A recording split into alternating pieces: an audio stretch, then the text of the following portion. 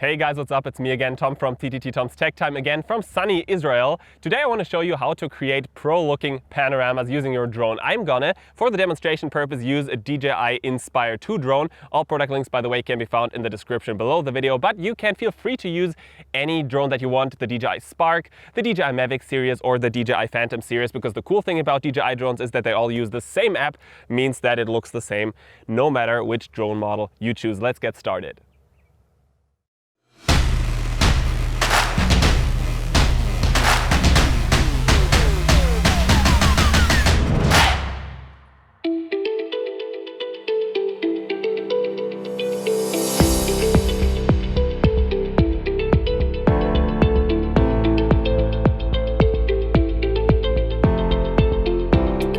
At first, a very basic hint of mine. Don't fly when it is too windy. The drone will travel and the computer in the end won't be able to stitch the photos together nicely. This is very important. Never try to take panoramas when there are huge wind gusts and the drone cannot be stable in flight.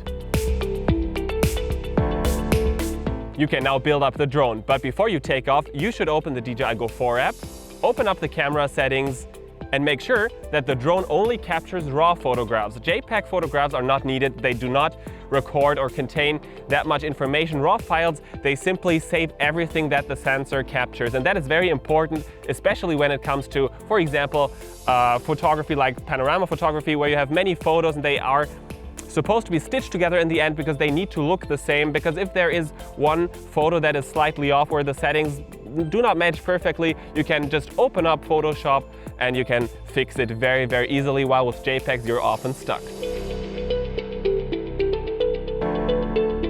The next hint of mine is very simple as well, but it is super important. Please make sure that you're only taking manual photos. Do not let the camera use the auto function, because I can tell you something, the camera will rotate, it will once face the sun and then it will face the more shadowy side. And the program, for example, Photoshop, will really have a hard time finally stitching together the photos. Make sure that you always have the same settings for all photos.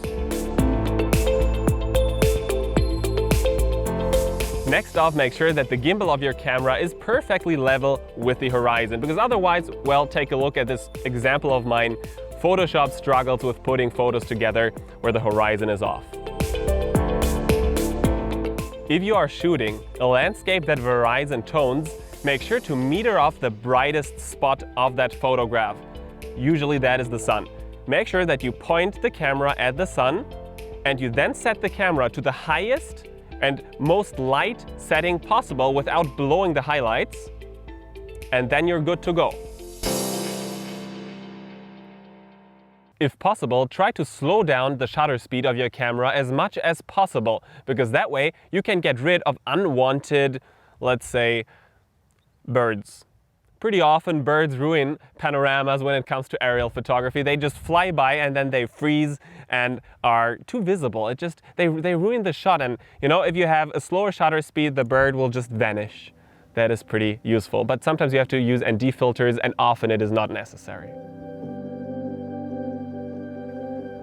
The next hint is probably the most important and most critical one. When taking photos, always make sure to rotate the camera and overlap some of the footage. At least 30%. Many people say, oh, well, 10–15% of the image is all right. But from my experience, I can say that if you overlap 30% always of the photos, you are safe and good to go. Because sometimes it happens that Photoshop, I don't know, struggles for some reason and cannot really put together the photos. And if that only happens once, you're basically screwed and can start over. You can drive to the location again and take the same photos again. And sometimes you really don't want to do that. So what you want to do is always overlap the photos, minimum 30%. The last hint of mine can really make a big difference later on in post-production. Make sure to not only take one line of horizontal photos, but add a second one. You that way create a bigger photo. And you can then in post-production really be very, very free when cropping the photo, when finding the perfect angle for the photo. It's very simple. You tilt the camera down a tiny little bit and you take the same photos again. Now, not only make sure to have some overlapping areas vertically, but horizontally as well, because again, Photoshop needs to stitch everything together.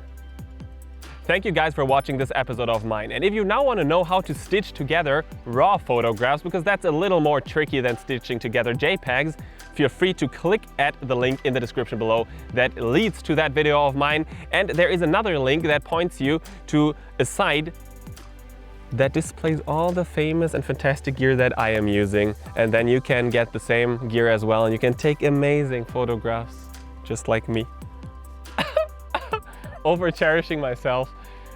Thanks for watching. Leave a thumb up. Don't forget to subscribe. This was Tom from TTT Tech Time. By the way, that arrogancy was acted. You should know that.